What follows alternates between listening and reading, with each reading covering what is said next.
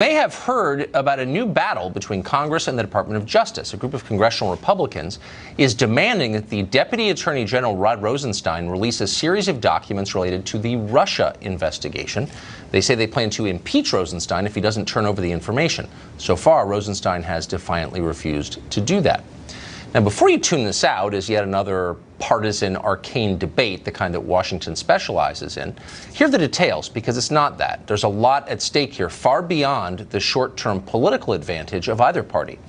The Russia investigation, as you know, has completely dominated the business of government since the day Trump took office. It's all anyone in Washington can talk or think about. Never mind the potential wars on the horizon in Asia or the Middle East, or the fact our own economy and culture are changing faster than anyone can understand or digest.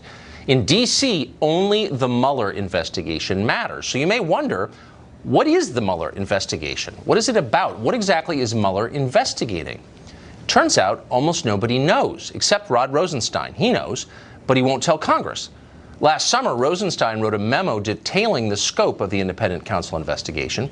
Key portions of that memo remain hidden from view. Congress would like to see them and has every right to see them. Our Constitution requires our elected representatives to supervise the Department of Justice. Why is that? Well, so that bureaucrats with massive law enforcement and surveillance powers remain accountable to voters.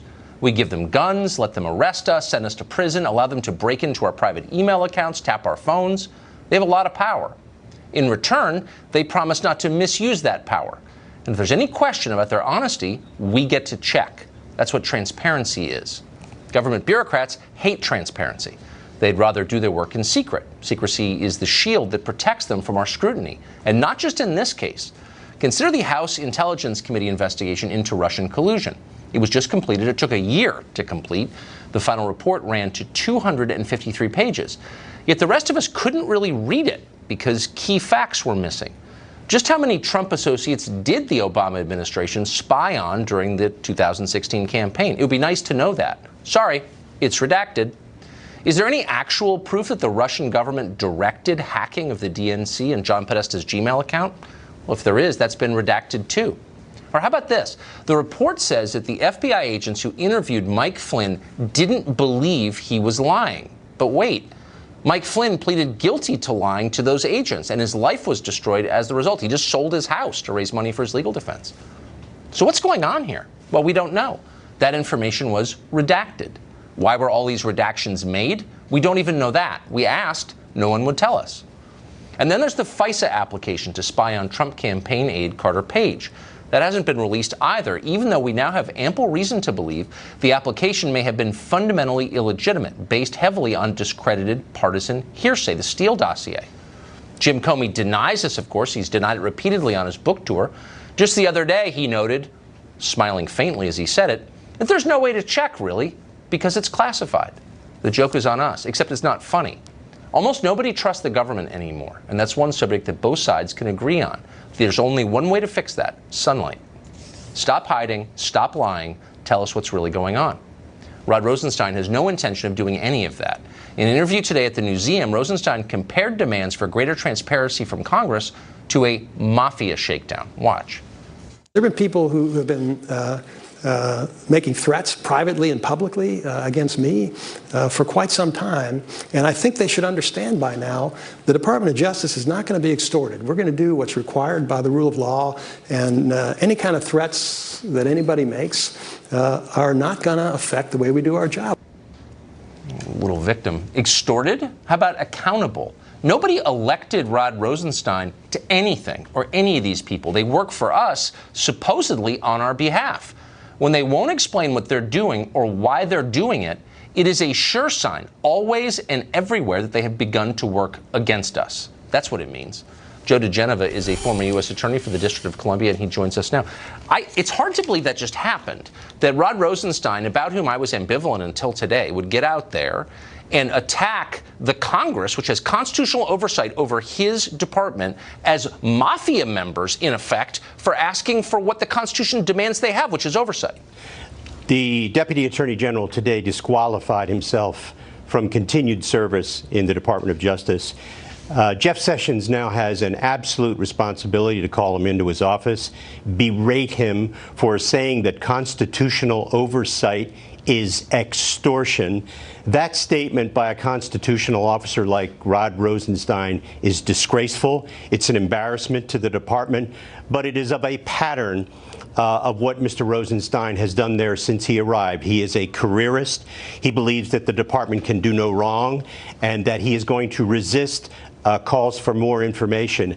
When you realize that he appointed a special counsel, Robert Mueller, someone that he's very close to and who was very close to James Comey, to investigate no crime and put this country through 15 going on 16 months of interruption of a new president, that tells you something about Rod Rosenstein. He is resisting all of this because he created the original sin, an investigation of no crime. I'm just confused, though. I mean, Rod Rosenstein has a gun. He has the power to arrest you or me. Lying to him is a felony. He has a lot of power.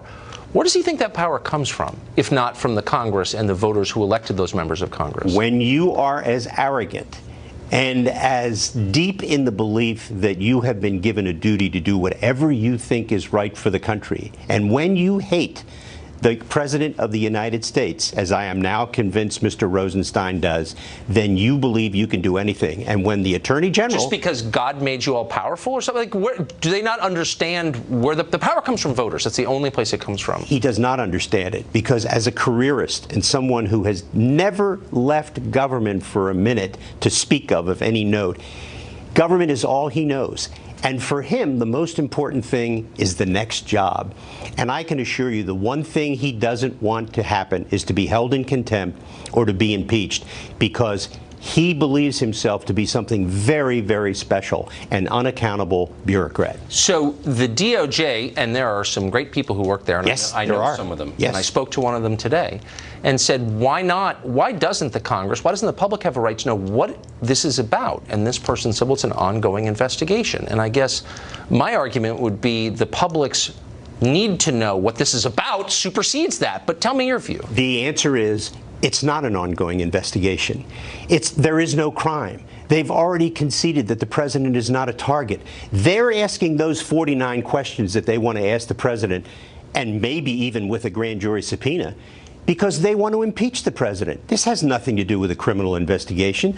Donald Trump has done nothing wrong. He's conspired with no one. The reason they are threatening a subpoena, well, go ahead, please issue the subpoena, because it will be an unconstitutional subpoena, an illegal subpoena, because there is no authority under federal law to issue a subpoena to a president of the United States to get testimony from him so it can be used in an impeachment proceeding. That use of the grand jury is illegal, absolutely illegal. This may be a debate that continues. I have the feeling. Joe DeGenova, thank you for that perspective. I appreciate it. Chris Hahn joins us now. He's a lawyer and a radio show host. Good to see you, Chris. So let's strip the politics out of this and take Trump and even Mueller and Rosenstein, for that matter, and all the kind of partisan drama surrounding this story, and ask a really simple question. Does the public have a right to know if its government is spying on it, and if so, why? And the details of investigations that are the center of everyone's concern. Why is the left so all of a sudden anxious to defend government secrecy? I don't think anybody's defending government secrecy. I think what they're defending is a Congress that is threatening to impeach somebody. That's what he was calling extortion. We've had these battles between the Justice Department and the Congress in the past over what Congress should and should not be privy to. Most of the reasons why they would not give Congress access to it is for some national security reason and for fearing that Congress may leak that information. As we know, Mark Meadows and the Freedom Conference are want to do here. Now you've moved into comedy. So you're telling me the executive branch of government, which leaked transcripts of the president's conversations with foreign leaders, is concerned that Congress might be leaking. Pardon me for the hilarity break. That's ridiculous. Let me just say, if there's a national security concern that is preventing the release of information that I think I have a right to see, what would that be? What exactly is that concern? Let's be specific. Look, Congress leaked this memo before they had time to spell check it and edit it. So let's be very clear here. They leak like a sieve. There's tons of, and that's probably part of the reason why national security information Okay, but what would be the national... So hold on. Liberals always used to say, don't lie to me about the national security concerns. That's merely a shield for your own corruption. It was liberals who led that fight for openness, for the Sunshine Laws, as you know. And now they're saying, shut up, disloyal American. You have no right to know that because of national security. So I'm just going to ask the obvious question. What would be the national security concern that would prevent me from knowing, for example, what exactly happened with Mike Flynn? I don't know. Oh, you don't know, but you have such faith in the government that you don't think we should know. Mike Flynn pled guilty. Mike Flynn pled guilty to a lesser crime. I wonder what the higher crime was. Well, how about this? That's what I would really like to know, and I do someday too. we'll know that. There's a lot. So let's be very clear. He pled guilty to the lesser crime. And hold on. And everyone who pleads guilty is guilty. This is the new liberal position. Have you called Barry Scheck and told him that? Because he might be surprised. I don't think a person with that kind of esteem would plead guilty for no reason. So this is a sincere question. I'm not here to defend Flynn or anybody other than the right of Americans to know what their government is doing. So in the House Intel Committee report, which just came out, it says that the FBI agents who interviewed Flynn did not detect deception in their interview. My understanding is he pled to a felony which stemmed from lying to those very agents. So my question would be, what is that about? I mean, I don't know. I'm open-minded. That information is redacted. On the basis of what concern would that be redacted? Why shouldn't I know that? Look, it's a partisan report that you're citing right there. But why shouldn't I know? There's very little fact to that report. I give very little credence to it. And the American people, by the way, the American people will give no credence to it either, and that's why they'll be in the minority come January, and we'll have a real intelligence committee. Now you're making it dumb and partisan. Let's get back to the principle, which is, why don't I, as an American who has increasingly lost faith in both parties and in my government, have a right to assess what the government is doing in my name and with my tax dollars? I thought isn't that sort of a basic request of citizenship? Tucker, you absolutely do have a right. Oh, I do. So why can't I exercise it? You have a right, but what he called extortion was their threat to impeach them. Let me tell you something. Try to impeach them. The President of the United States should try to fire him. He should try to fire Mueller if he thinks that's what's going on. They don't have the guts or the courage to do it. Okay. You're, again, trying to bring it into partisan territory. I am asking a very simple question, which is, why doesn't the Congress of the United States, which has constitutional oversight over the DOJ and over this Rosenstein guy, why don't they have a right to see the documents unredacted? That's the core question, not impeachment. Oh, they do, but they're not getting them. So now they're frustrated and they're threatening the guy. If they feel that the DOJ is not providing them documents, there is a process by which they can vote as an entire Congress to get those documents. And if they feel they are entitled to those documents, they should go through that process. But hold on. Threaten to impeach a so they're going through the wrong process, law enforcement official who served this country well. So tell me really quickly why I can't see and settle the partisan debate forever the application to spy on American citizen Carter Page.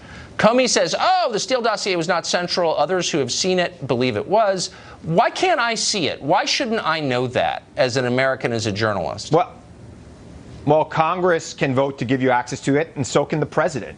And if they wanted you to see it, you'd see it. Okay, but I don't. There's a I don't reason care why the what president doesn't want you to see it. I don't know what that is. I want to know what he should, and his lawyers are telling him not to, and he's wrong to follow their advice. Yeah, but the point is, what's the actual justification? Why shouldn't I see that? Look, they're saying national security reasons, and Tucker, you know, I don't like that answer either. It's a lie. And that's why we have a Congress. That's why we have a Congress. So why don't you as a liberal join me in arguing for openness? We don't need to vote on anything. Why don't we just join voices here and say, as Americans, we have a right to know. But you don't want to do that because it's not in your partisan advantage. No. Look, I am calling on Congress right now to vote to let you see everything. Go ahead, Congress, vote on it. And if there's a national security reason, they'll figure that out too. Keep going. Chris, thank you.